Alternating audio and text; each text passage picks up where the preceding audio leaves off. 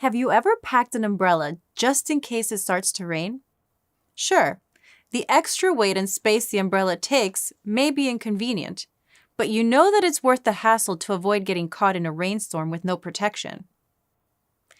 This is a simple example of why it's important to be prepared. And getting caught in the rain isn't even an outcome that's all that consequential. Think about your business.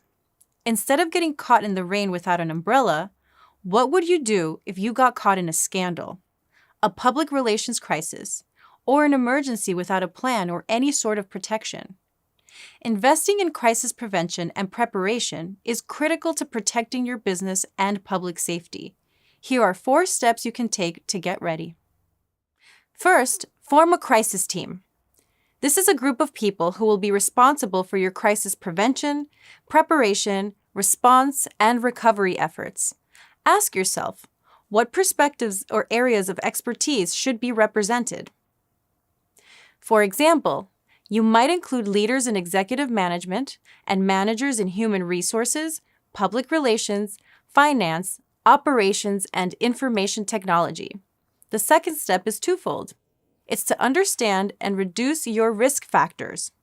Start by bringing your crisis team together to analyze what types of crises are most likely to happen to your business. Then, brainstorm ways that you can reduce your risks and prevent these crises from happening. For example, you might realize that you're at high risk for a crisis if something were to happen to a critical team member. So, you might develop a training plan for that team member to pass on their knowledge and skills, thus reducing the risks of a crisis. While you can't eliminate all your risk factors, focus on the risks that are most pressing or most preventable. Now, let's move on to a crucial step for preparation.